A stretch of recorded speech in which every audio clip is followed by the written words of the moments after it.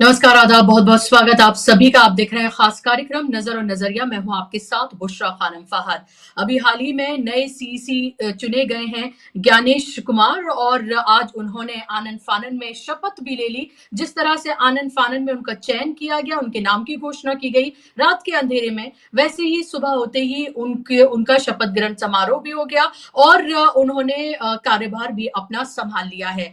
लेकिन इस सब के बीच सुप्रीम कोर्ट में ये पूरा मामला, जिस तरह से 2023 का कानून बनाया गया, जिसमें चुनाव आयुक्त और मुख्य चुनाव आयुक्त और मुख्य चुनाव आयुक्त का जिस तरह से चयन किया जाना है, उस पूरी प्रक्रिया को लेकर जो कानून बनाया गया है, उसको लेकर चुनौती दी गई है और ये चुनौती सुप्रीम कोर्ट में इसको लेकर दी गई है। और आज इस मामले की सुनवाई होनी थी और आप ये देखिए कि सरकार कैसे इस पूरे मामले से भागती हुई और डरती हुई नजर आ रही है। पहले असहमति का नोट राहुल गांधी ने दिया और राहुल गांधी ने ये कहा कि आखिर इतनी जल्दबाजी सरकार को क्या है, जब 19 तारीख को सुप्रीम कोर्ट में ये मामला लंबित है और उसमें सुनवाई होनी है, तो तब तक का इंतजार क्यों नहीं किया जा सकता है। इसके साथ ही राहुल गांधी ने जो असहमति का नोट दिया था, उसमें जिस तरह से चीफ जस्टिस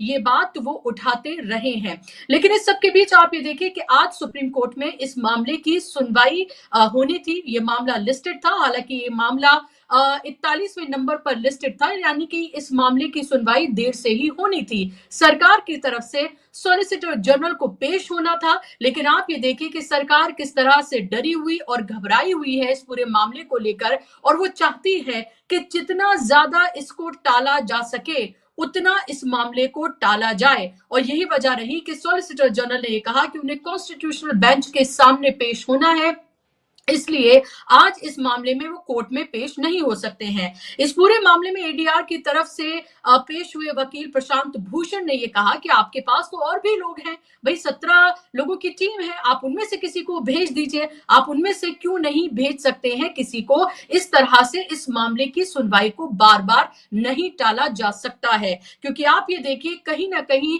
ये पूरा मामला कोर्ट की अवमानना का भी है, क्योंकि कोर्ट ने ही ये कहा था कि सीजीआई को इस पैनल में शामिल किया जाए और इसको लेकर जल्द से जल्द कानून बनाया जाए। सरकार ने कानून रास्ता दिखाकर इस कानून को पास कराया गया और पास कराकर उसमें आप ये देखिए किस तरह से सरकार ने अपनी मनमानी की। उसमें प्रधानमंत्री होंगे, एक कैबिनेट मिनिस्टर होंगे, इस बार गृह मंत्री चयन समिति में शामिल थे, और नेता प्रतिपक्ष यानी कि तीसरा जो भी होगा उसकी कोई भी सजेशन या उसके जरिए कही गई कोई भी बात मान्य ही नहीं होगी, उसकी कोई अहमियत ही नहीं होगी। और ये बात राहुल गांधी ने पार्लियामेंट के अंदर भी कही थी। यानी कि जितनी भी कॉन्स्टिट्यूशनल जितनी भी संस्थाएं हैं, उसको किस तरह से सरकार ने अपने पूरे कंट्रोल में किया हुआ है। और यही वजह है कि राहुल गांधी लगातार ये कहते रहे हैं कि ना सिर्फ हमारी लड़ाई सरकार से है, बल्कि पूरे के पूरे सिस्टम से है, क्योंकि उस सिस्टम को सरकार ने अपने साथ जिस तरह से अपनी बी टीम की तरह वो उसको इस्तेमाल कर रही है, हमारी लड़ाई उससे भी है, स्टेट से हमारी लड़ाई है, ये सीधे तौर पर राहुल गांधी ने कहा था। आज इस मामले की सुनवाई होनी थी, लेकिन एसजी इसमें इस सुनवाई में शामिल नहीं हुए। उन्होंने एक तरह से बहाना बनाया और कहा कि वो कॉन्स्टिट्यूशनल बेंच के सामने उन्हें पेश होना है। उन्होंने अपनी तरफ से भी, यानी कि अगर वो शामिल नहीं हुए तो किसी और को भेज सकते थे, उन्होंने उनको भी नहीं भेजा। तो साफ तौर पर इस पूरे मामले को टालती हुई नजर आ रही है, क्योंकि सरकार को कहीं ना कहीं ये डर सता रहा है कि जो कानून उसने बनाया है, अगर उसको कोर्ट की तरफ से निरस्त कर दिया गया तो फिर क्या होगा, अगर इसको नल एंड वॉइड कर दिया गया तो फिर क्या होगा।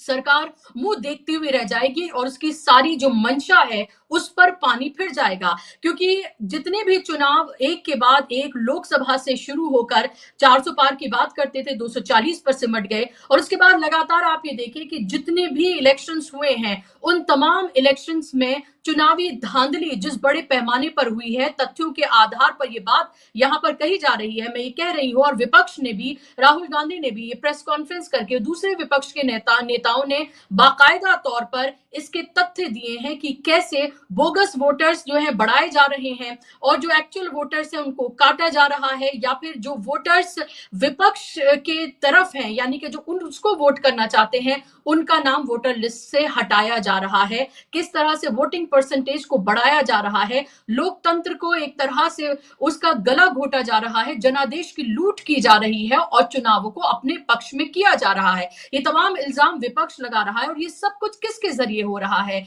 ये सब कुछ हो रहा है चुनाव आयोग के जरिए। और चुनाव आयोग में यानी कि मुख्य चुनाव आयुक्त और जो दूसरे चुनाव आयुक्त हैं उन सब की जिम्मेदारी है कि निष्पक्ष तरीके से फ्री एंड फेयर इलेक्शन हो। लेकिन हम लगातार ये देख रहे हैं कि किस तरह से इलेक्शन की पूरी प्रक्रिया को किया जा रहा है, जिसको लेकर विपक्ष लगातार सवाल उठा रहा है और सवाल तमाम एजेंसीज जो इस पूरे मामलों को देखती हैं वो तमाम भी उठा रही हैं। और यही वजह है कि चुनाव आयुक्तों की और मुख्य चुनाव आयुक्त की नियुक्ति किस तरह से हो रही है और किनको इन पदों पर बिठाया जा रहा है, ये देश के लोकतंत्र के लिए और संविधान को बचाने के लिए ये सबसे महत्वपूर्ण है। क्योंकि इसी से ही तो सरकार बनती है कि जिस तरह से चुनाव कराए जाए, चुनावों की ठगी की जाए और उसके बाद जो तमाम कानून बनाए जाते हैं और जो सब कुछ होता है वो सब इसी प्रक्रिया के तहत ही होता है। और इसीलिए लगातार इसको लेकर सवाल उठाए जा रहे हैं कि जैसे सीजीआई को इसमें से हटा दिया गया है, ये दरअसल असंवैधानिक है और ये सरकार की मनमानी है और सरकार मनमाने तरीके से तमाम अपने काम कर रही है ताकि इन संवैधानिक संस्थाओं को वो जिस भी तरीके से चाहे और इन संवैधानिक संस्थाओं के उच्चतम पद पर जो लोग बैठे हुए हैं उनको जिस तरह से भी चाहे वो अपनी तरफ मोल्ड कर ले और अपने तमाम काम वो करवा ले। और अभी जो ज्ञानेश कुमार जो बने हैं मुख्य चुनाव आयुक्त, आपको तो ये पता ही है कि कैसे वो चाहे राम मंदिर ट्रस्ट हो या धारा 370 को हटाना हो, इन तमाम मसलों में वो बिल्कुल सरकार के साथ साथ रहे हैं। एक तरह से कहें कि हम राजदार उनके रहे हैं, नरेंद्र मोदी सरकार के और अमित शाह के वो बेहद करीबी रहे हैं और उनको मुख्य चुनाव आयुक्त जो बनाया गया है उसे एक इनाम के तौर पर भी देखा जा रहा है क्योंकि वो चुनाव आयुक्त का जो पूरा का पूरा कार्यक्रम है उसका ऐलान किया गया था। तो उनके अंडर चुनाव आयुक्त रहते हुए उन्होंने लोकसभा का चुनाव उनके रहते हुआ, इसके साथ हरियाणा का हुआ, महाराष्ट्र का हुआ, जम्मू कश्मीर का हुआ, दिल्ली का हुआ। तो वो एक्सपीरियंस भी है, उन्हें पता है कि आखिर उनको करना क्या है और किस तरह से आगे आने वाले इलेक्शंस में भी सरकार को एक तरह से फायदा पहुंचाना है, ये सीधे तौर पर उन्हें पता है। और कैसे एक तरह का जो पूरा मॉडल तैयार कर लिया है वो भी आपके सामने है। आने वाले वक्त में इसी साल बिहार में चुनाव है, फिर 5 राज्यों में चुनाव होने जा रहे हैं, 2026 में, 2027 में उत्तर प्रदेश का चुनाव है और मुख्य चुनाव आयुक्त जो अब चुने गए हैं ज्ञानेश कुमार, इनके रहते 20 विधानसभा के चुनाव होने हैं और जो लोकसभा चुनाव है उसकी भी 2029 की मैं बात कर रही हूं, उसकी भी तैयारियां उन्हीं के रहते होनी है क्योंकि वो 26 जनवरी 2029 तक मुख्य चुनाव आयुक्त रहने वाले हैं। तो आप इस पूरे खेल को आप समझिए कि ये सिर्फ एक पद नहीं है और आखिर विपक्ष इतना हो हल्ला क्यों मचा रहा है और सरकार आखिर क्यों डरी हुई है, इसे इसी तरह से समझिए कि लगातार जिस तरह से चुनाव में जनादेश की लूट हो रही है, ठगी हो रही है, जो जनता चाहती है वो फैसले ना कर जो एक पार्टी चाहती है वो फैसले आ रहे हैं। और ये मैं अपने पास से नहीं करी बल्कि विपक्ष के इल्जाम है और लगातार ये पूरे के पूरे तथ्य सामने आ रहे हैं। कैसे वोटिंग परसेंटेज 1-2% नहीं बल्कि 10-10% बढ़ाई जा रही है। 5 साल में जितने वोटर्स नहीं बढ़े, 5 महीने से कम के समय में उससे कहीं ज्यादा वोटर्स बढ़ाए जा रहे हैं। आखिर ये जादू कैसे हो रहा है? एक एड्रेस पर कई जो वो है नाम है, माना कि कोई 5 लोग रहते हैं तो वहां से 20-25 लोग जो है उनके नाम आ रहे हैं। राहुल गांधी ने एग्जाम्पल दिया था कि एक ही एड्रेस से 7000, एक बिल्डिंग से 7000 के करीब उन्होंने वोटर्स की बात की थी कि आखिर ये सब कुछ कैसे हो रहा है। और यही वजह है कि मुख्य चुनाव आयुक्त का चयन जिस तरह से हो रहा है या चुनाव आयुक्तों का चयन जिस तरह से हो रहा है, इस पूरे खेल को उजागर करना, इसका पर्दाफाश करना बेहद जरूरी है। और यही वजह है कि कई संस्थाओं ने इसको लेकर, और कांग्रेस के नेता हैं जया ठाकुर, उन्होंने इसको लेकर याचिका सुप्रीम कोर्ट में दायर की और ये कहा कि जो कानून बनाकर सीजीआई को इसमें से हटा दिया गया है, इसको निरस्त किया जाए इस कानून को लेकर। और जिस तरह से मुख्य चुनाव आयुक्त और चुनाव आयुक्तों की नियुक्ति की गई है, उसको लेकर सवाल खड़े किए हैं। आज इसी पर हम चर्चा करेंगे, इसी पर बात करेंगे। और मैं एक अपडेट भी आपको देती चलूं कि आज जो सुनवाई होनी थी, वो सुनवाई फिलहाल टाल दी गई है। 2 जजेस की बेंच जो है, खंडपीठ, इसकी सुनवाई उसको करनी थी। अब जस्टिस सूर्यकांत ने यह कहा है कि जल्द ही इस मामले को लिस्ट किया जाएगा और जल्द ही इस मामले की सुनवाई की जाएगी। कम समय होने की वजह से इस सुनवाई को फिलहाल आज से टाल दिया गया है। और इसको इस तरह से भी समझिए कि अगर सॉलिसिटर जनरल इस मामले में पेश हो रहे होते तो ये सुनवाई नहीं टलती इस तरह से। और आप इससे सरकार का डर भी समझिए और ये भी समझिए कि सरकार किस तरह से घबराई हुई है कि अगर ये कानून निरस्त हो गया तो ये जो तमाम नियुक्तियां हैं वो भी शायद निरस्त हो जाएं। और उसके बाद फिर सरकार क्या करेगी अगर सीजीआई को पैनल में फिर से शामिल कर दिया गया, जिसको लेकर विपक्ष लगातार मुखर हो रहा है। आज कांग्रेस की अहम बैठक भी हुई और इस पूरे मामले को, चाहे जिस तरह से बोगस वोटर की एंट्री हो रही है, वोटर लिस्ट से नाम काटे जा रहे हैं, और चुनाव आयुक्तों की और मुख्य चुनाव आयुक्त की जो नियुक्ति की गई है, जो चयन प्रक्रिया का पूरा इस्तेमाल किया गया है, जिस तरह से कानून बनाया गया है, इस सब को लेकर भी चर्चा की गई। मल्लिकार्जुन खड़गे ने सख्त अल्फाज में अपनी बातों को रखा। आज इसी पर चर्चा करेंगे। मेरे साथ खास मेहमान जुड़ गए हैं, स्क्रीन पर आप मेहमानों को ले आइए। मेरे साथ फिलहाल आप देख सकते हैं रविंद्र शरोन जी हैं, जाना माना चेहरा है, पत्रकार हैं और इस पूरे मामले पर बहुत बेबाकी से वो अपनी बात को रखते रहे हैं। रविंद्र जी, बहुत बहुत स्वागत आपका कार्यक्रम में। और अब से कुछ ही देर में मेरे साथ अनिल सिन्हा जी, सीनियर जर्नलिस्ट, भी जुड़ जाएंगे कार्यक्रम में। रविंद्र जी, आज सुनवाई होनी थी और बहुत उम्मीद थी लोगों को, खासतौर पे वो लोग जो चाहते हैं लोकतंत्र मजबूत रहे, जो लोग ये चाहते हैं संविधान के तहत ये देश चले। और संविधान का सबसे बड़ा कस्टोडियन है सुप्रीम कोर्ट, और उस सुप्रीम कोर्ट से बहुत उम्मीद कि आज सुनवाई हो और इस कानून को शायद निरस्त करने की तरफ शायद सुप्रीम कोर्ट बढ़े या कुछ इस तरह का फैसला दे दे कि रोक लगा दे फिलहाल। क्योंकि आनंद फानन में जिस तरह से नियुक्ति हुई मुख्य चुनाव आयुक्त की, और उसी तरीके से आनंद फानन में उनका शपथ भी हो गई और उन्होंने कार्यभार भी संभाल लिया। ऐसा लग रहा है कि कल ही कोई इलेक्शन है और सरकार बहुत जल्दबाजी में है और इस पोस्ट को खाली नहीं रखा जा सकता, जैसे इससे पहले कभी खाली ही नहीं रही थी। तो आप कैसे देख रहे हैं इस पूरे मामले को, सरकार के रवैये को, और कहां जाता देख रहे हैं आप इसको? जी नमस्कार। आज तो हियरिंग नहीं हो पाई क्योंकि सरकार के वकील के पास वक्त नहीं था। सरकार के पास ये जानकारी दी है सॉलिसिटर जनरल ने कि शेड्यूल टाइट है उनका, एक संविधान पीठ पर कुछ और मामला चल रहा है, उसकी हियरिंग में वो व्यस्त है। और उनके अलावा कई सारे एएसजी हैं और उनसे सीनियर जो है वो अटॉर्नी जनरल ऑफ इंडिया है। लोग पर सुनवाई के लिए है, तो मुझे लगता है कि बहुत जल्द सरकार को कुछ लोगों को भर्ती करना चाहिए, क्योंकि अगर इतने अहम मामलों के पर सुनवाई के लिए भी लोग नहीं है तो इसका मतलब तो जाहिर है कि लोगों की कमी है। और एडिशनल सॉलिसिटर जनरल की एक बैटरी है, बैटरी ऑफ लॉयर्स है, जिसमें वो लोगों को पूरा सरकारी अमला जमला मिलता है, उनको घर मिलता है, लंबी चौड़ी गाड़ी मिलती है। इतनी सुविधाएं रहने के बाद भी उन लोगों के पास क्या कोर्ट में अपीयर होने का वक्त नहीं है या उनकी काबिलियत पर भरोसा नहीं है सॉलिसिटर जनरल को। तो मुझे लगता है ये तो काफी महत्वपूर्ण इंपॉर्टेंट बात है कि केवल इस वजह से सुनवाई ना हो कि सॉलिसिटर जनरल के पास वक्त नहीं है और उनकी टीम का कोई भी सदस्य शायद इस काबिल वो नहीं समझते कि उनको रिप्लेस कर पाए या उनकी गैर हाजिरी में वहां कोर्ट में पेश हो पाए। इस तरह के आर्ग्यूमेंट को तो मेरे ख्याल से कोर्ट को भी थोड़ा गंभीरता से सुनने की जरूरत है, हालांकि कोर्ट सुनता होगा। यह काफी चिंता की बात है कि इतना इंपॉर्टेंट इशू और उस पर इस तरह की दलील दी जाए, वो भी उस पिटीशन पर जो पिछले कई दिनों से नहीं सुनी जा रही है। इसके पहले भी कई हियरिंग हुई हैं जिनमें वो सुनवाई नहीं हो पाई, किसी न किसी कारण से वो टल गई। अब बताइए, इतना महत्वपूर्ण मुद्दा है जो देश के लोकशाही से जुड़ा, उस पर भी सुनवाई ना हो और सरकार के पास वकील ही ना हो, सरकार का पक्ष रखने के लिए ना हो। जबकि सॉलिसिटर जनरल जो है वो तो देश के सबसे बड़े लॉ ऑफिसर तो नहीं है केंद्र सरकार के, उनसे बड़े लॉ ऑफिसर तो अटॉर्नी जनरल है। अगर वो नहीं है तो क्या अटॉर्नी जनरल भी नहीं है? और अटॉर्नी जनरल नहीं है तो एडिशनल सॉलिसिटर जनरल्स तो कम से कम होंगे, और आज की तारीख में ही कोई फैसला होना हो ऐसा तो था नहीं। ये तो हियरिंग थी, हियरिंग तो कंप्लीट करी जा सकती थी। जहां पर जरूरत होती तो बुलाया जा सकता था, क्योंकि कोर्ट जो है वो तो सब आजू बाजू ही है। सुप्रीम कोर्ट में जितने कोर्ट्स हैं तो बहुत दूर तो है नहीं, कोर्ट के अंदर तो उनकी हाजिरी थी। खैर ये लेकिन ये पूरा जो मामला है बुशरा जी, इस तरह इसमें लगातार लोगों का संदेह बढ़ता जा रहा है, चाहे वो नियुक्ति हो, चाहे वो उनकी रिटायरमेंट रही हो, और इसके अलावा चाहे जितने मुद्दे हम लोग बार बार उठाते रहे हों चुनाव से संबंधित, और अब जो नियुक्ति और उसके बाद की जो पूरी प्रक्रिया है, इस पर बहुत सारे सवाल खड़े हो रहे हैं।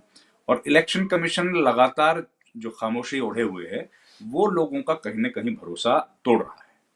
और ऐसी स्थिति में कोर्ट का एकमात्र सहारा होता है जनता के पास, जहां से उनको उम्मीद होती है कि कुछ पॉजिटिविटी मिलेगी, कुछ उनको अपने सवालों के जवाब मिलेंगे। लेकिन वहां पर भी अगर सरकार हियरिंग ना हो और सरकार की वजह से हियरिंग टल जाए तो वाकई ये चिंता की बात है। तो फिर एक बात बताइए, फिर लोगों को कहाँ न्याय मिलेगा? और फिर ये सुप्रीम कोर्ट में अगर सरकार इस तरह से रवैया अख्तियार करेगी, जबकि आज तो कोई उस तरह की हियरिंग होने वाली नहीं थी जिस दिन फैसला होने वाला। हियरिंग होती है, कोर्ट का एक प्रोसेस है, लंबी चलती है हियरिंग से, लेकिन हर हियरिंग पे अगर इस तरीके से अड़ंगा डाला जाएगा तो फिर सुनवाई तो हो ही नहीं पाएगी। और इस पर तो शायद गंभीरता से विचार करने की जरूरत है। वो भी ये मामला बुशरा जी, जब पूरा देश देख रहा है, पूरा देश इस बात को सांस थाम के देख रहा है कि सुप्रीम कोर्ट से क्या आदेश आता है, और वो हियरिंग ही नहीं होती। तो ये मुझे लगता है कि कहीं ना कहीं लोगों का जो भरोसा है न्यायपालिका में भी, या कम से कम लोकशाही में, वो उसको थोड़ा सा कमजोर करता है। और सरकार को भी इस पर शायद ज्यादा गंभीरता दिखाने की जरूरत है, कोर्ट को भी जरूरत है, ताकि ये मामला और तेजी से इस पर सुनवाई हो, और जो भी फैसला निकले उसका इंतजार सब लोग कर रहे हैं, हम लोग भी कर रहे हैं, लेकिन रविंद्र वो जी, सबको कर सरकार रहे से तो हैं। क्या ही उम्मीद इसमें की जाएंगी? सरकार तो इस पूरे खेल का हिस्सा है। सरकार से क्या उम्मीद करें? नहीं ठीक, क्योंकि जब कोर्ट ने ये इस कहा कि बात आप इस पे कानून बनाइए और सीजीआई को उसमें रखिए, उन्होंने कानून बनाया और सीजीआई को बाहर एक तरह से। देखिए बुशरा जी, इसमें बिल्कुल ठीक कह रही हैं आप। इसमें देखिए टेक्निक आदेश, कोर्ट ने एक ऑब्जर्वेशन दिया और एक इंटरिम ऑर्डर दिया। कोर्ट ने ऑर्डर तो दिया नहीं। अगर ऐसा लग रहा था कोर्ट को तो जजमेंट पास कर देना चाहिए था। कोर्ट ने अंतरिम व्यवस्था क्यों दी? क्योंकि कोर्ट भी अपने ऊपर लेना नहीं चाहता है। अब कोर्ट ने एक अंतरिम व्यवस्था करी, और उस अंतरिम व्यवस्था के बाद कहा कि सरकार पार्लियामेंट इस पे कानून बनाए, तो पार्लियामेंट ने कानून बना दिया। सुप्रीम कोर्ट ने ये तो नहीं कहा ना कि कानून ऐसा बनाया जाए, उन्होंने तो कहा कि कानून बना दो, उन्होंने कानून बना दिया। अब वो कानून अच्छा है, बुरा है, सही है, गलत है, उसके अंदर खामियां हैं, संवैधानिक है कि नहीं है, ये सब तो आम आदमी को अगर किसी कानून पर भरोसा नहीं है या किसी कानून पर शक है, शुबा है, तो उसकी पड़ताल करने के लिए हम लोग कहां जाएंगे? Supreme court. और सुप्रीम कोर्ट में अगर सुनवाई नहीं होगी तो असली तो दिक्कत तब आएगी ना। अभी तक जो पार्लियामेंट ने काम किया उसमें कोई दिक्कत नहीं है, उन्होंने अपना एक कानून बना दिया, सरकार को फेवर करने वाला कानून है। अब देखिए, हमको यह भी समझना पड़ेगा बुशरा जी कि इसके पहले तो कानून ही नहीं था। मुख्य न्यायाधीश और न्यायाधीशों की नियुक्ति का इसके पहले तो कानून ही नहीं था। लेकिन उसके बावजूद भी कई बेहतरीन जो चुनाव आयुक्त थे वो आए, उन्होंने बहुत बेहतरीन काम किया। टीएन शेषन उसी व्यवस्था से निकल के आए थे, और उसके अलावा भी कई सारे चुनाव आयुक्त ऐसे आए जो उस व्यवस्था से आए थे जो सरकारें चुनती थी। चुन रही है उस व्यक्ति की इंटीग्रिटी पर सवाल है।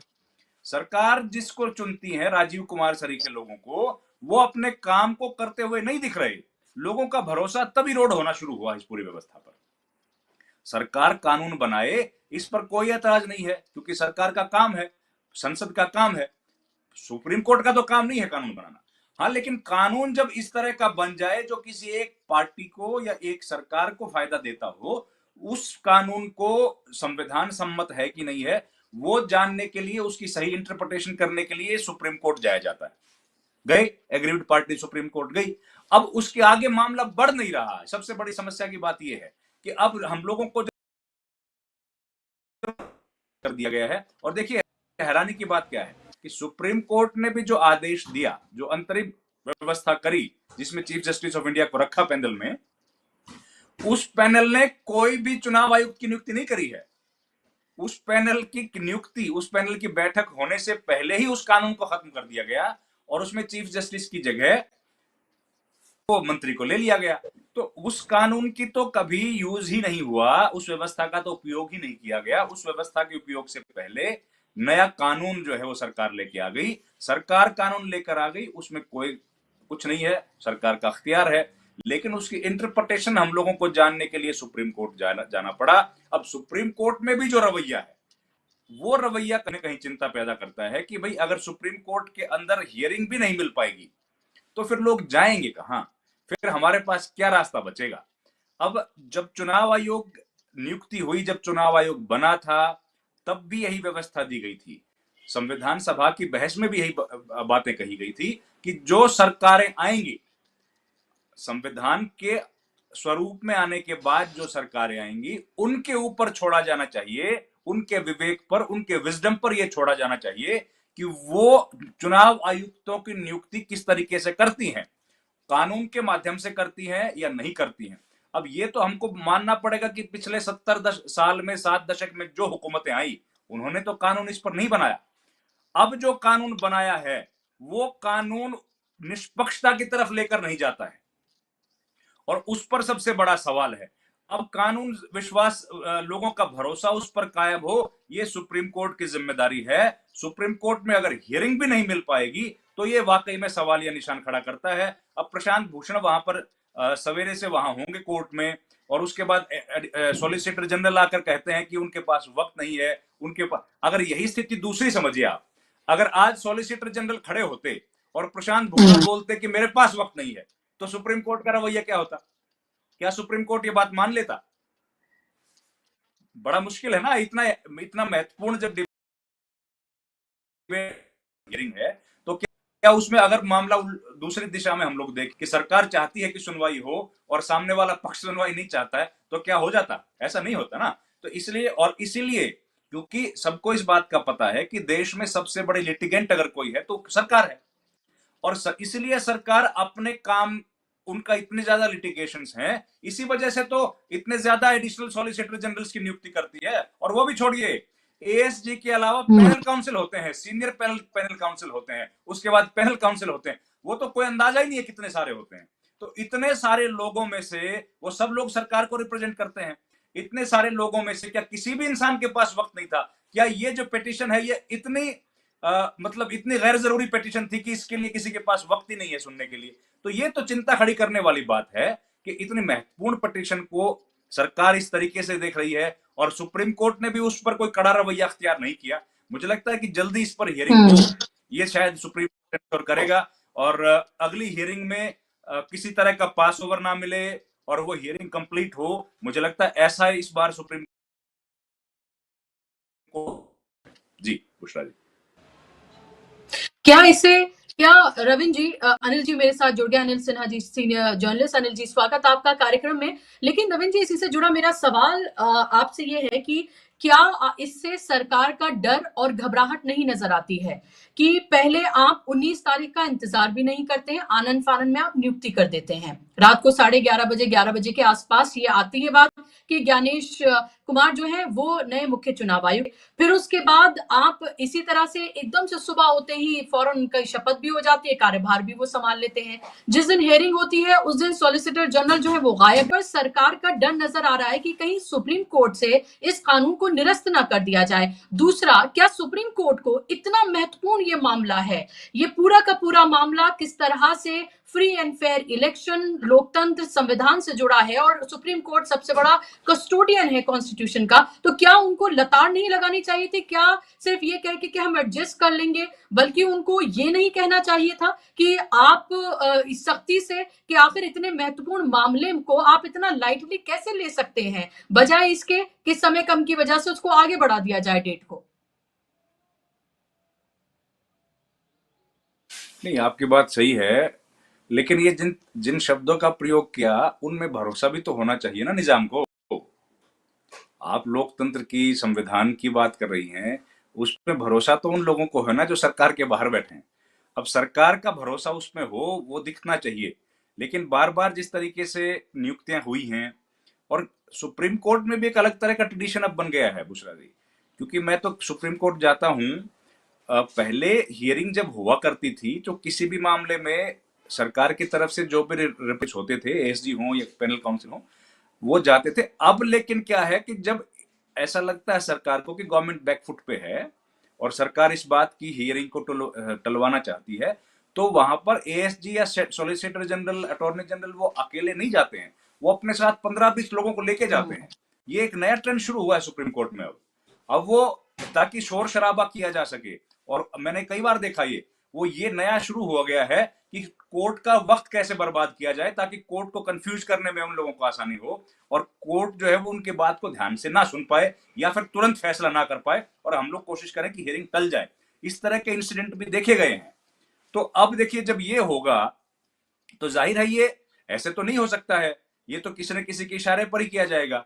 और जब इस तरह के घटनाक्रम कोर्ट के भीतर होंगे तो फिर लोगों को शक और शुबह तो होगा। देखिए, अल्टीमेटली है तो जजेस भी तो इंसान ही है ना, उनका भी ध्यान बांटना या उनका वक्त खराब करना, वो तो इंसान को, अगर जिसको ये टेक्निक आती है वो तो कर ही सकता है। और ये देखा गया है, कई बार देखा गया है ऐसा। हम लोग ये बिल्कुल नहीं कह रहे कि वो सुप्रीम कोर्ट उस पर संज्ञान नहीं लेता है, सुप्रीम कोर्ट जरूर उस पर अपने हिसाब से संज्ञान जरूर लेता होगा, लेकिन अल्टीमेटली तो they are also human beings. और ह्यूमन बींग्स का अनडिवाइडेड फोकस एक चीज पे होता, अगर एक व्यक्ति वहां पर बोलने वाला हो और वहां पर 6-7 लोग अगर आ जाएं, एक ही बात को 6-7-8-10 लोग अलग अलग दिशा में बोलेंगे, तो जाहिर है वो अनडिवाइडेड फोकस आपका नहीं रहेगा। तो इस तरह का भी इंसिडेंट हमने कई हियरिंग में देखे हैं, अयोध्या में भी हमने देखा, उसके अलावा भी कई बार ऐसा देखा है जब सरकार नहीं चाहती कि उस पर हियरिंग। और आज भी वही दिन था जब सरकार नहीं चाहते थे कि इस पर हियरिंग हो। और कम से कम हियरिंग में क्या है, हियरिंग में होना कुछ नहीं था, हो सकता है पहला दिन था तो क्या होगा, हियरिंग में नोटिस बहुत होगा तो नोटिस इशू हो जाएगा। लेकिन होना, दिक्कत क्या थी कि अगर सुप्रीम कोर्ट के साथ बातचीत में जजेस के सामने भी अगर कोई ऑब्जर्वेशंस भी आती, अगर कोई ओरल ऑब्जर्वेशंस भी आती, तो वो मीडिया में हाईलाइट बनती, और मीडिया की जो हाईलाइट बनती कहीं ना कहीं वो सरकार का जायका खराब कर सकती थी। ज्ञानेश कुमार कल ही नए आज ही बने, उन्होंने बल्कि पदभार संभाला है, तो उनका जायका वो खराब कर सकती थी कि भाई पहले तो सरकार उस किरकिरी से भी शायद बचना चाहती होगी और इसीलिए ये पैंतरा अपनाया गया होगा। और कोर्ट में देखिए, अनिल जी बैठे हैं, वरिष्ठ हैं, कोर्ट में इस तरह की टेक्निक वकील अपनाते हैं, नॉर्मल केसेस में भी ऐसा करते हैं। वो लोग इस बात को कैसे हियरिंग को टाला जाए उसके लिए वो ट्राई करते हैं, कोशिश करते हैं। लेकिन वहां पर जजेस जो है उनको ज्यादा स्टैंड लेने की जरूरत होती है कि ये हियरिंग आज होगी या इसको टाला जा सकता है, किस तरीके से किया जाए। और ये भी बड़ा नॉर्मल है, पास ओवर लेना भी नॉर्मल काम है, कोर्ट में कोई दिक्कत नहीं होती कि अगर एक वकील है उसके 4-5 केस लगे हैं और वो बिजी है तो कोर्ट इंतजार करता है, कोई बात नहीं, आप बाकी केस निपटा के आओ, हम लोग इसको सुनेंगे।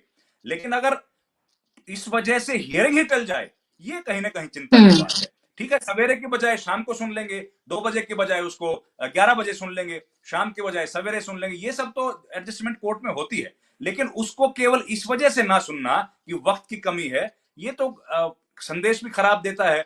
और इतना महत्वपूर्ण इशू है उसको इतना लाइट टोन में देखना, ये गड़बड़ है। मुझे लगता है कहीं ना कहीं इस पर ज्यादा गंभीरता से विचार करने की जरूरत। बिल्कुल गंभीरता से विचार करने की जरूरत है और सोचने की जरूरत है कि ये मामला कोई ऐसा ही नहीं है, ये मामला देश में पूरी की पूरी चुनावी जो प्रक्रिया है उस पर सवाल है ये। और चुनावी प्रक्रिया पर सवाल ये क्योंकि चुनाव आयुक्त और मुख्य चुनाव आयुक्त जो होंगे वही मिलकर देश में चुनाव कराते हैं, उनके ऊपर ये जिम्मेदारी है कि फ्री एंड फेयर वो इलेक्शन कराएं और किसी पार्टी से बाधित न होकर बल्कि फ्री होकर एक कॉन्स्टिट्यूशनल पोस्ट पर है, किसी पार्टी या सरकार के नुमाइंदे नहीं है बल्कि एक कॉन्स्टिट्यूशनल पोस्ट पर है, इंडिपेंडेंट है। और उनकी ये सबसे बड़ी जिम्मेदारी है, अजीम तरीन जिम्मेदारी है उनकी कि वो लोकतंत्र और संविधान को वो बचाकर इस तरह से रखें कि वो फ्री एंड फेयर इलेक्शन कराएं। लेकिन अगर उस चुनावी पूरी प्रक्रिया पर ही सवाल खड़े हो रहे हो, अगर जनता के मन में सवाल खड़े हो रहे हो, अगर जनता को चुनाव आयोग पर और इसी पूरी प्रक्रिया पर ही भरोसा ही खत्म हो रहा हो, तो आप ये समझिए कि कैसे फिर इस लोकतंत्र और संविधान पर उनका भरोसा बरकरार रहेगा। और यही वजह है कि लोकतंत्र को बचाना, संविधान को बचाना, ये तमाम मामले विपक्ष लगातार उठा रहा है। और ये मामला इतना बड़ा हुआ कि 400 पार की जो बात करते थे वो 240 पर सिमट गए और लगातार ये बताते हुए नजर आ रहे हैं कि देखिए हम ही संविधान के सबसे बड़े रक्षक हैं, जिस तरह से माथे पर लगाते हुए नजर आते हैं। लेकिन आज जो मामला अनिल जी सुप्रीम कोर्ट में इसकी सुनवाई होनी थी, लेकिन सॉलिसिटर जनरल पेश नहीं हुए। उन्होंने कहा कि उनको कॉन्स्टिट्यूशनल बेंच के सामने पेश होना है, और उन्होंने किसी एएसजी या उनकी जो पूरी टीम है उसमें से, लंबी चौड़ी उनकी टीम है, उसमें से भी किसी को नहीं भेजा। और हुआ वही जो सरकार चाहती थी। सरकार यही चाहती है कि ये मामला ज्यादा से ज्यादा टले और टलता चला जाए, लेकिन एक वक्त तो ऐसा आएगा जब इस पर सुनवाई होगी, एक वक्त तो ऐसा आएगा ही जब कोर्ट को इस पर आदेश पास करना होगा। आखिर कब तक इसको आप टालते रहेंगे? कैसे देख रहे हो आप सबको? देखिए, मैं आपको या बाकी लोगों को भी कहना चाहता हूं कि ये लोकतंत्र की जरूरत किसको है?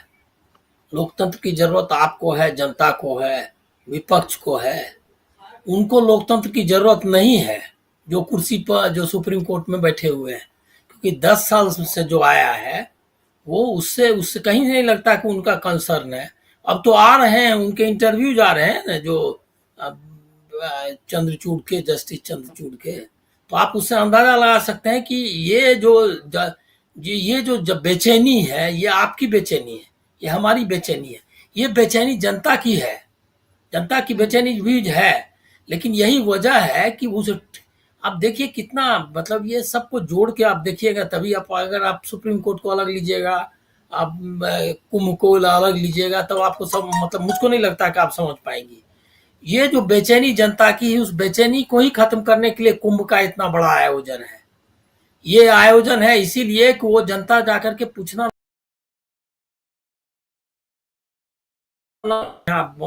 वहां से जो लोग आ रहे हैं उनके बारे में आप देख लीजिए। मीडिया उसमें दे रहा है कि जरूरी था। इंडियन एक्सप्रेस की आज खबर है कि एक आदमी उसमें कह रहा है कि हमारे लिए जरूरी था हैंडकफ लगाना, ऐसा हमको समझाया गया, लेकिन भोजन करने के लिए जो है उसको कोई नहीं दिया 86 मतलब 66 आवर्स, उसके बारे में नहीं। तो ये सारा कुछ मिला जुला है। सुप्रीम कोर्ट को जल्दी आपको है, आपको बेचैनी है, आपको ये बेचैनी थी। 3 दिन से मैं देख रहा हूँ यूट्यूबर्स को कि ये जो है क्या फैसला होगा, क्यों नहीं, ये क्या कहते हैं, ये क्या कर पाएंगे। ये सब बेचैनी आपकी है, उनकी बेचैनी नहीं है सुप्रीम कोर्ट की। ये संभव है क्या कि सुप्रीम कोर्ट, मतलब सॉलिसिटर जनरल गायब हो जाए? उससे पूछ सकता है कि कौन से, आप सुप्रीम कोर्ट के ही किसी कार्रवाई में हो गए होंगे ना, कौन से किस जगह वो व्यस्त है, ये पूछ नहीं सकता सुप्रीम कोर्ट। क्या सुप्रीम कोर्ट पूछ सकता है कि क्या आपका वो, और जबकि चीफ जस्टिस की अदालत, ये की बेंच है, उस बेंच को तो ये पता भी होगा लिस्ट कौन करता है, उनको ये पता भी होगा कि सॉलिसिटर जनरल कहाँ पे बैठा उपस्थित हो रहे हैं।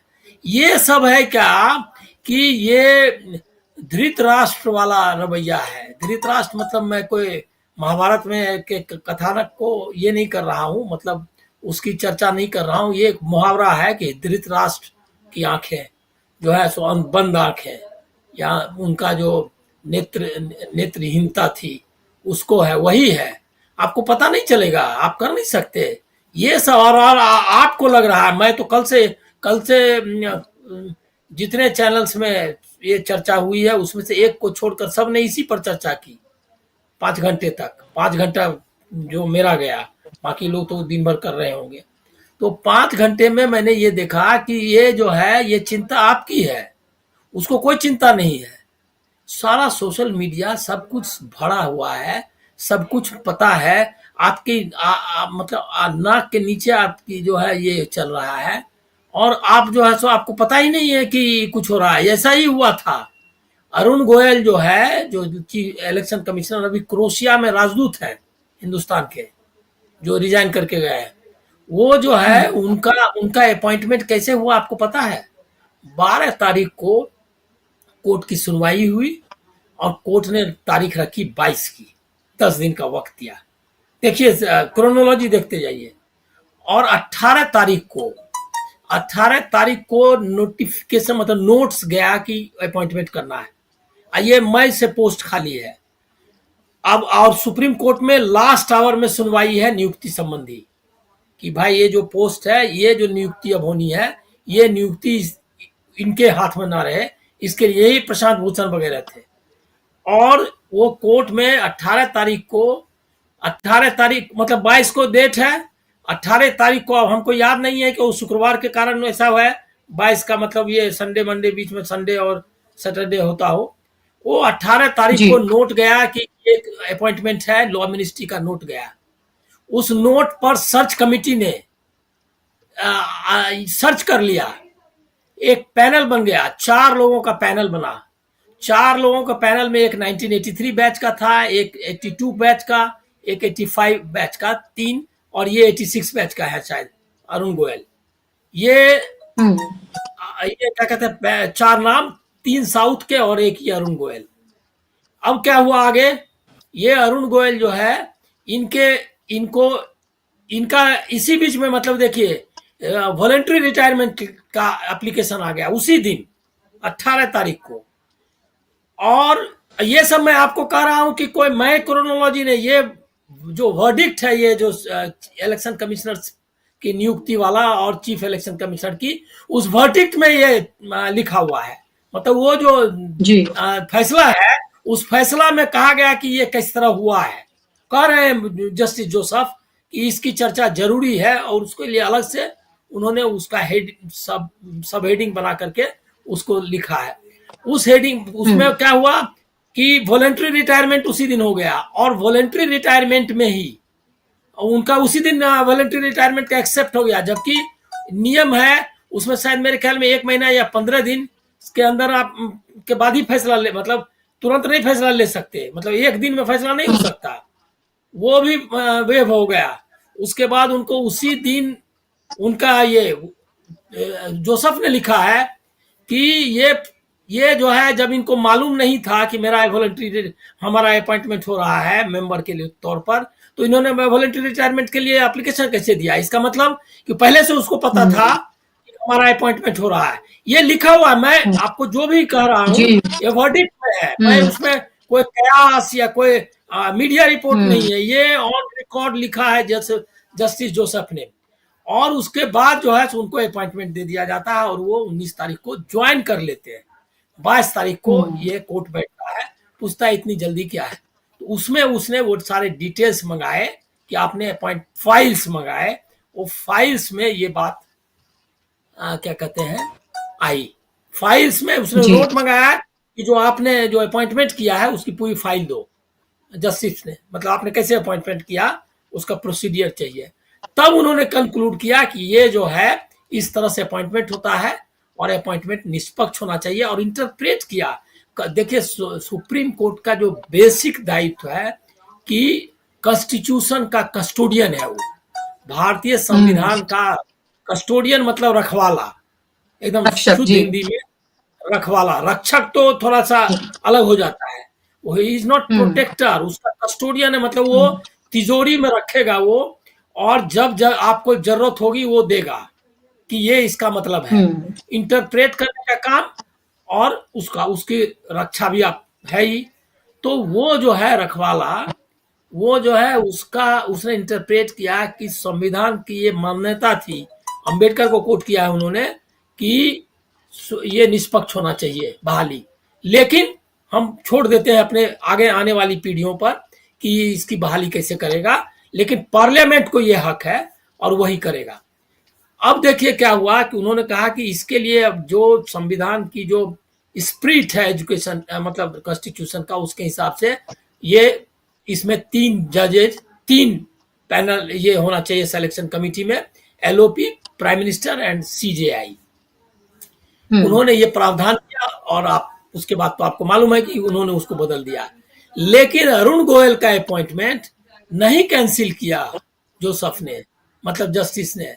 अब आप सोच लीजिए कि आपके पांव कितने बंधे हुए हैं।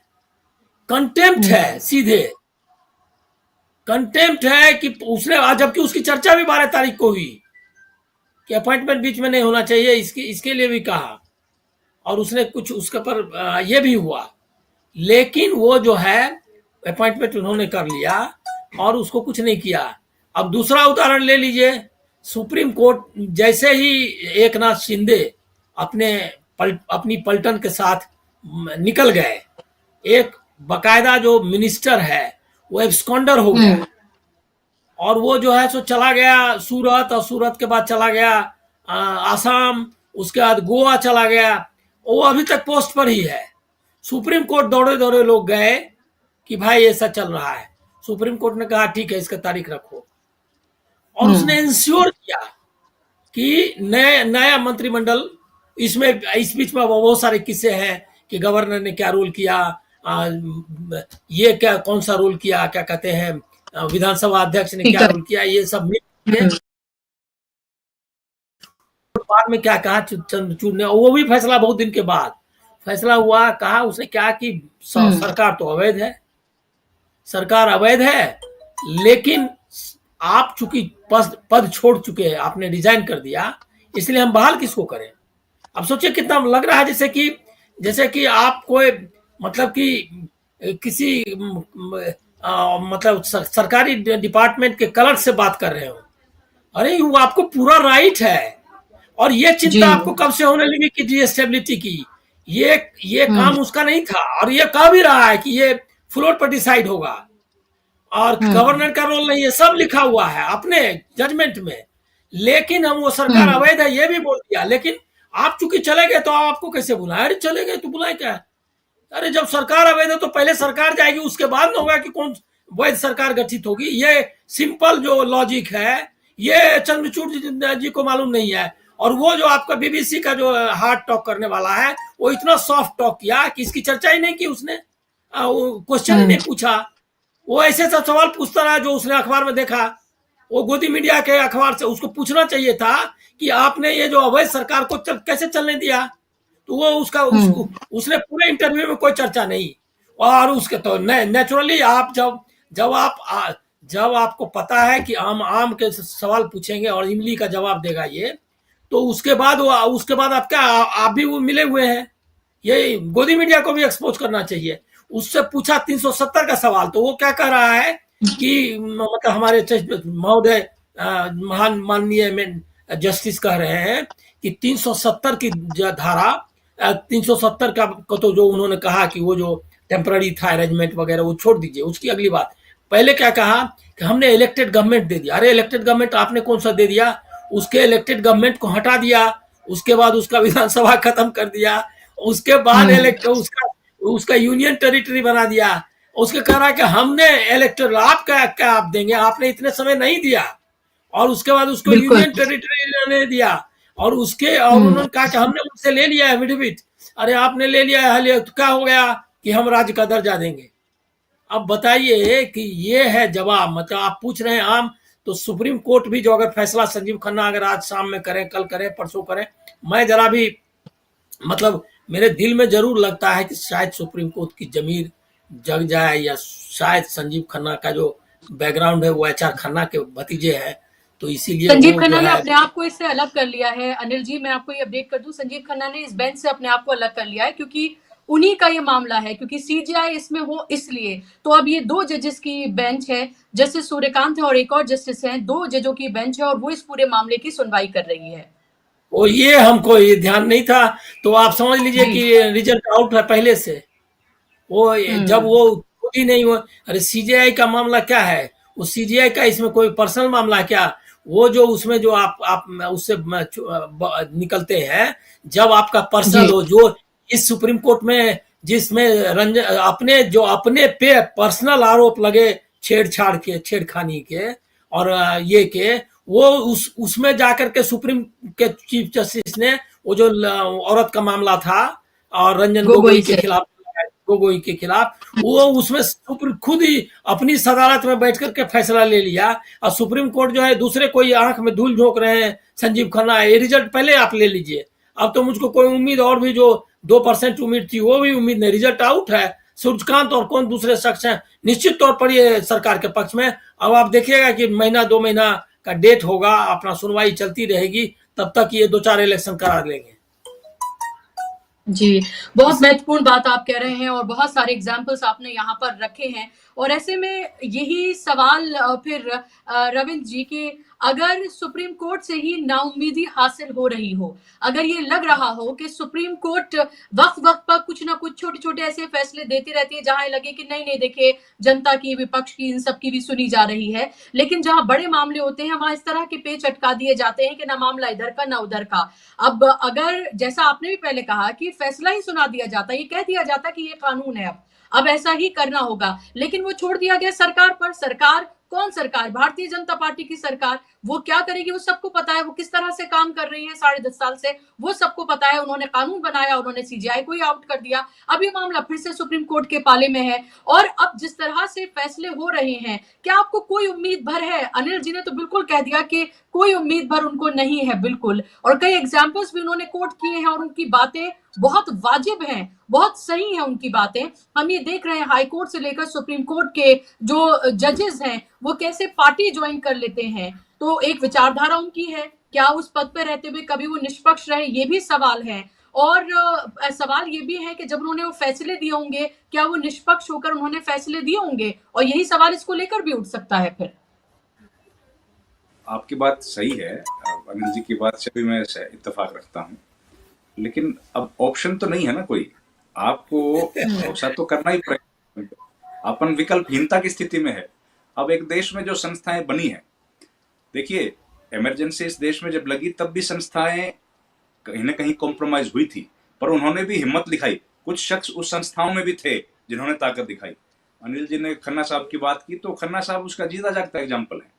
उस दौर में भी ऐसा ही दौर आया था जब संस्थाओं के साथ साथ तमाम जो लोग थे उन संस्थाओं में जो विराजमान थे, अलग अलग पदों पर जो लोग बैठे थे, वो लोग सरकार के सामने नतमस्तक हो गए थे। लेकिन कुछ लोग तब भी वहां पर थे जो रीढ़ विहीन नहीं थे, उन्होंने स्टैंड लिया। और कुछ लोगों की हिम्मत की वजह से इस मुल्क में एक बार फिर से लोकशाही स्थापित हुई। तो देखिए हम लोग तो ऑप्टिमिस्टिक लोग हैं, भरोसा करना पड़ेगा। सरकार पर नहीं करेंगे तो सिस्टम पे भरोसा करेंगे, और सिस्टम पे भी नहीं करेंगे तो कम से कम कुछ लोग तो भगवान की दया से ऐसे जरूर होंगे जो कि आज भी मानवता की बात करेंगे, इंसानियत की बात करेंगे और जमहूरियत की बात करेंगे। तो इसलिए भरोसा तो करना है, मतलब करना हमारा मजबूरी है। अगर भरोसा नहीं करेंगे तो फिर क्या ही करेंगे आदमी और इंसान। संस्थाओं पे अगर हम लोग भरोसा नहीं रखेंगे तो हाँ, ये बात सही है कि नाउम्मीदी बढ़ी है। नाउम्मीदी पिछले एक दशक में जिस तरीके से संस्थाओं से बढ़ी है। अब आप देखिए इलेक्ट्रल बॉन्ड का भी फैसला आया, वैसे तो वो भी कानून सरकार ने ही बनाया था, संसद से बना था, उस पर भी इलेक्ट्रल बॉन्ड पे भी फैसला आया, लेकिन जो पैसा आ गया है उस पैसे का कुछ नहीं हुआ। गलत है, इलेक्ट्रल बॉन्ड गलत है, लेकिन उस पैसे का क्या किया? उस पैसे का उपयोग करो इलेक्शन, वो दिक्कत नहीं। महाराष्ट्र की सरकार अवैध है लेकिन चलती रहेगी। एक एनजेएसी का ऐसा फैसला है पूरे एक दशक में, नेशनल जुडिशियल अपॉइंटमेंट कमीशन का, जिसको सुप्रीम कोर्ट ने स्ट्रक डाउन कर दिया है, और कंप्लीटली स्ट्रक डाउन कर दिया है। जो जजेस की नियुक्ति के लिए पहले से जो प्रक्रिया थी उसकी बहाली करी, एनजेएसी को खत्म किया। उसके अलावा एक दशक में अगर आप देखेंगी तो सुप्रीम कोर्ट से ऐसा कोई फैसला मेरी जानकारी में नहीं आया जो सरकार ने जिसके लिए कोशिश की हो उसके खिलाफ आया। ऐसा कोई फैसला। लेकिन बात वही है कि अब नाउम्मीदी तो है, लोगों को भरोसा भी कम हुआ है, पर जमहूरियत में यही रास्ते निकलते हैं। हो सकता है कोई और तरीका निकले, या हो सकता है कोई ऐसा संस्था में किसी संस्था पर ऐसा व्यक्ति बैठे जिसका रीढ़ विहीन ना हो या मजबूती से काम कर सके। क्योंकि देखिए एक बात तो तय है, संस्थाएं ही, जो इदारे हैं, वो इदारे ही लोकशाही को बचा सकते हैं। इदारों में जो लोग बैठे हैं, लोकतंत्र को वही लोग बचा सकते हैं। इंसान है ना, इंसान तो उसको हमेशा कमजोर करने की तरफ ही बढ़ाता रहेगा।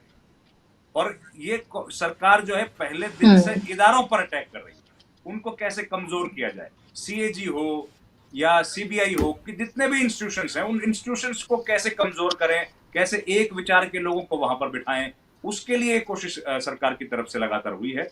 लेकिन देखिए होप तो रखनी पड़ेगी। बिल्कुल। होप रखनी पड़ेगी और उम्मीद पर दुनिया कायम है, ये भी हम कह सकते हैं। और उसी उम्मीद के जरिए हम सब लोग भी आगे बढ़ रहे हैं और लगातार सवाल उठा रहे हैं। और सवाल इसलिए भी उठा रहे हैं क्योंकि जिंदा है तो जिंदा दिखना जरूरी है। ये वक्त की जरूरत है और वो वक्त की जरूरत हम जरूर पूरी करते रहें, क्योंकि एक मीडिया संस्थान होने के नाते, एक पत्रकार होने के नाते ये हमारी जिम्मेदारी है कि हम वो तमाम सवाल लगातार उठाते रहें जो जनता के सरोकार से जुड़े हुए हैं, जो लोकतंत्र और संविधान को बचाने के हैं। और आखिरी सवाल मेरा आपसे अनिल जी, और बहुत संक्षेप में आपसे जवाब चाहूंगी कि अभी बिहार का इलेक्शन, फिर उसके बाद 5 राज्यों का इलेक्शन, फिर उत्तर प्रदेश का इलेक्शन, 20 लगभग विधानसभाओं के इलेक्शन, इन चुनाव मुख्य चुनाव आयुक्त रहते होने हैं और लोकसभा 2029 के जो चुनाव होंगे उसकी तैयारियां भी उनके रहते होंगी। तो जो बीजेपी चाह रही है वो फैसले आ रहे हैं, हरियाणा का, महाराष्ट्र का, दिल्ली का, लोकसभा में भी 240 पर वो टिक गए। वो भी उनको शायद इतनी उम्मीद नहीं होगी कि लोग इतने बरक्स उनके वो करेंगे। उन्होंने इंतजाम तो किए थे लेकिन शायद उतने नहीं कर पाए। तो अब आने वाले वक्त को फिर हम किस तरह से देखें? लोगों की नाउम्मीदी बढ़ रही है लेकिन उसमें उम्मीद की किरण आप क्या देखते हैं? नहीं नहीं, देखिए मेरी आवाज आ रही है ना? जी जी जी। हाँ, मेरी आवाज आ रही है ना? हाँ, देखिए ऐसा है कि मुझको जो उस मामले में उन्होंने जो बोला है, क्या कहते हैं, राजीव कुमार ने, उस पर ध्यान देना चाहिए। उन्होंने कहा कि कीर्तिमान और ऊंचाई पे ले जाएंगे। इसका मतलब बताया कि उन्होंने कितनी नीचाई पर ले जाना है। तो वो जो है उन्होंने बता दिया है आपको, उनको पर भरोसा रखिए आप। ये शख्स जो है ज्ञानेश कुमार, उनके पास तो कोई, उन्होंने तो मंदिर कहा इसको, क्या कहते हैं, बताया कि ये लोकतंत्र का मंदिर है। राजीव कुमार ने ये बताएंगे कि मंदिर में रामलला कैसे स्थापित किए जा सकते हैं। तो ये इनको उनका उसका भी अनुभव है।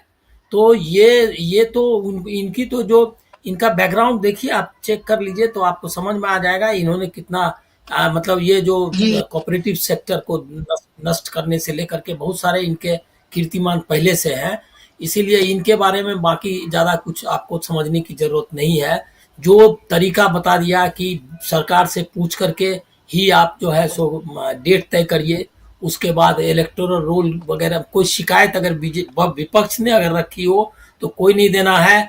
अगर सरकारी पक्ष ने शिकायत की हो, जैसे कि पानी यमुना में जहरीला बताने वाला जो केजरीवाल का बयान था, तो तुरंत उस पर बीजेपी के जैसा इशू करना है, क्या कहते हैं, प्रेस नोट, और उनको लेटर लिखना है। और अगर मान लिया प्रधानमंत्री और ये जो है उनको कोई दिक्कत नहीं है, धर्म के नाम पर चुनाव कुंभ भी आ जाएगा, बजट भी आ जाएगा दिल्ली का चुनाव के बीच में, और ठीक मतदान के दिन वो जो है क्या कहते हैं नहाएंगे कुंभ में, और वो दिन भर मीडिया दिखाएगा। उसके बाद भी जो है आप उसको मॉडल कोड ऑफ कंडक्ट में, जबकि सुप्रीम कोर्ट के आदेश के है, और ये है कि इस मामले में कोई तरह का किसी को इजाजत नहीं दी जा सकती है कुछ जाति, धर्म, भाषा इसका इस्तेमाल करे इसके लिए, क्या कहते हैं, चुनाव के लिए। अब चुनाव के बारे में अब हम बोलें कि आप हमको वोट दीजिए, यही है, या वो जो है नहा रहे गंगा में और अपने को अवतारी पुरुष बता रहे हैं, वो मांगना नहीं है। दूसरा है क्या कि हमने वो भी दिन देखे हैं, संयोग से हम लोग लोकतंत्र के कुछ अच्छे समय पक्ष को भी देखा है, उसको और लोकतंत्र को जाते और लौटते देखा है। वो जो है वो ये उस दिन में वो ऐसा था कि अगर आपका कंडक्ट लागू हुआ कि आपका चेहरा टीवी पे दिखाई नहीं देगा एडवर्टीजमेंट्स में, और विपक्ष को भी उतना ही टाइम देना पड़ेगा जितना टाइम आपको ये सरकारी चैनल्स के लिए। अब तो आपको पता ही नहीं है कि सरकारी प्राइवेट चैनल्स में कौन, और पेड न्यूज के बारे में नसीम जैदी साहब चले गए हर एक, देखिए सेशन के बाद और उसके पहले भी सब लोगों ने छोटा छोटा कंट्रीब्यूशन, बड़े से छोटे कंट्रीब्यूशन किए हैं, सबने कोई न कोई चीज की। ईवीएम लागू किया किसी ने चुनाव को दुरुस्त किया, किसी ने पेड न्यूज के बारे में किया, किसी ने इलेक्शन एक्सपेंसेस के बारे में किया। सब ने इसको मजबूत करने की कोशिश की। लिंगदो है, वो कुरैशी है, क्या कहते हैं, नसीम जैदी है, सब ने, और चलने नहीं देंगे। और उन्होंने एक बड़ी बुकलेट, बहुत एक कमिटी बनाकर एक गाइडलाइंस तैयार किया था। कहाँ गया वो? अब आपको लग रहा है कि ये न्यूज है, इसके बारे में आपको ये कभी आपको लगेगा कि ये न्यूज है? पेड न्यूज और न्यूज में कोई फर्क आपको रह गया है? पूरा गोदी मीडिया दिन भर जो है, बकायदा मैंने जो सर्वश्रेष्ठ चैनल के एंकर को बोलते हुए देखा है कि क्या कहते हैं, कैंपेन करते हुए एक तरह से देखा है, अभी वर्ड हमको याद नहीं है, तो आपको सीधे सीधे प्रचार करते हुए, तो आप वो पेड न्यूज नहीं है। एक कोई नोटिस कभी सुना किसी को इलेक्शन एक्सपेंसेस के बारे में? इतना महाराष्ट्र में 100 करोड़ रुपया एक शख्स के बारे में चर्चा हुई, उसको कहता है र्यूमर है, आपका राजीव कुमार जी कहते हैं। और यहाँ के लोगों ने कहा कि जो इसके चुनाव, यहाँ का जो इलेक्टोरल ऑफिसर था, election officer, chief election state का ऑफिसर, उसने कहा क्या कि अगर कोई इस तरह से बदनाम करने की कोशिश करे, उसी के खिलाफ कार्रवाई। और राजीव कुमार भी बोल चुके हैं कि ये र्यूमर फैलाने की कोशिश करेंगे तो हमको कार्रवाई करनी पड़ेगी। ये वो बोल रहे हैं विपक्ष का, जो कि सबसे बड़ा स्टेक होल्डर होता है चुनाव में मतदाता के बाद, उसको वो बोल रहे हैं। तो इसीलिए बहुत मुश्किल मामला है, हम इसको ये नहीं कर सकते, समझे? बिल्कुल जाहिर सी बात है, मुश्किल मामला है, मुश्किल वक्त है, मुश्किल दौर से ये पूरा देश गुजर रहा है। और ऐसे में सुप्रीम कोर्ट के ऊपर सबसे बड़ी जिम्मेदारी है, क्योंकि आखिरी उम्मीद की तरह लोग उसको देखते हैं, लेकिन बहुत नाउम्मीदी वहां से भी हासिल होती है। और आज एक मामले की सुनवाई करते हुए, जुबैर के एक मामले की सुनवाई करते हुए, खुद इलाहाबाद हाईकोर्ट ने ये कहा है कि सरकार की अगर आप निंदा करते हैं, उसे क्रिटिसाइज करते हैं, तो ये फ्रीडम ऑफ स्पीच का हिस्सा है। और एक इंस्टीट्यूशन के तौर पर आप कोर्ट की भी, किसी भी चीज को लेकर आप कोर्ट की भी निंदा कर सकते हैं, उसको भी क्रिटिसाइज कर सकते हैं। तो ये कोर्ट की खुद इलाहाबाद हाईकोर्ट ने कहा है। लोग अक्सर जो वर्डिक्ट होते हैं या जजेस को लेकर या कोर्ट को लेकर कोई भी बात करने में बहुत झिझकते हैं, तो ये सिर्फ ये सामने कोर्ट की तरफ से भी कहा गया। अब देखना ही होगा ये मामला कब लिस्टेड होता है और कब इस पर सुनवाई होती है और क्या फैसला होता है। बहुत शुक्रिया आप दोनों मेहमानों का, रविंद्र जी आपका, अनिल जी आपका, कार्यक्रम का हिस्सा बनने के लिए बहुत बहुत शुक्रिया। शुक्रिया आप तमाम दर्शकों का भी कार्यक्रम का हिस्सा बनने के लिए। नमस्कार।